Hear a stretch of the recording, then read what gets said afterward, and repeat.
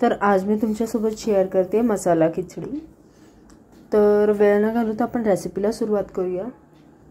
तर सगळ्यात आधी मला तुम्हाला हे सांगायचं आहे की कधीही खिचडी बनवताना तांदूळ मी या कपाने अर्धा कपच तांदूळ घेतलेत आणि 1 वाटी मुगाची डाळ घेतली आहे। तर तुम्ही पण असंच मेजरमेंट ठेवा।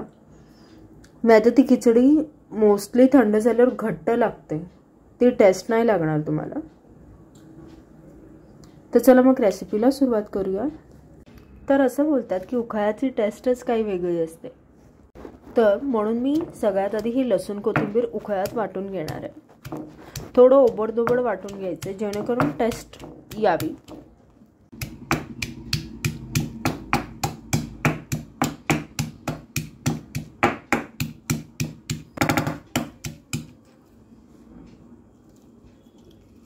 तर लसूण कोथिंबीर काही असं वाटून घेतले। कुकरमध्ये टाकले थोडंसं तूप 1 ते 1.5 चमचा आणि मग टाकली लसूण कोथिंबीर जी आपण वाटून घेतली होती।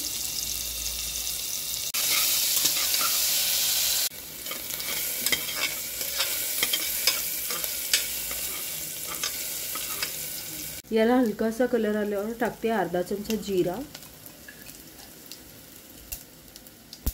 थोडासा कढीपत्ता,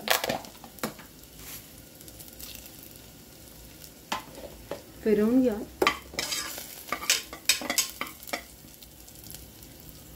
कांदा, टोमॅटो, बटाटा, अद्रक लसणाची पेस्ट,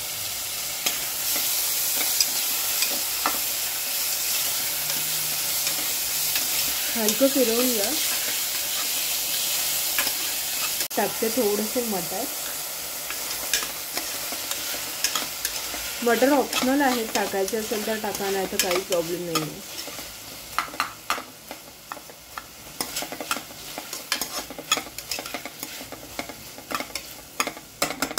आता ह्याला तूप सुटू द्या।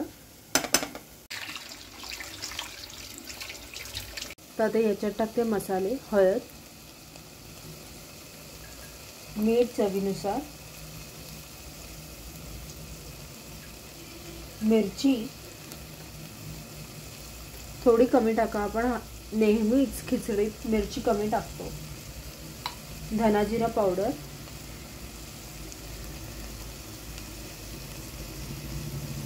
थोडीशी कोथिंबीर, थोडासा गरम मसाला, घरातला आहे म्हणून थोडासाच टाकते मी, बाहेरचा असेल तर तो जास्त टाका।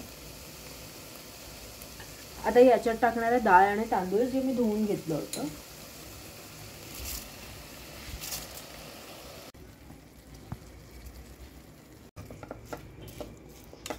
तर हे असं झालं। आता याच्यात टाकूया पाणी, 1.5 ते 2 ग्लास।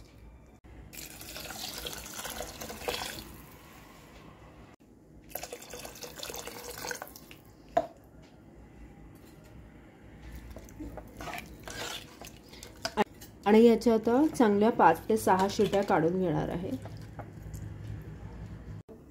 5 ते 6 शिट्या झाल्यात आणि ही आपली खिचडी रेडी आहे। तर तुम्हाला ही रेसिपी खूपच आवडेल, आवडली तर नक्कीच लाईक करा, शेअर करा, सबस्क्राईब करा। Thanks for watching guys.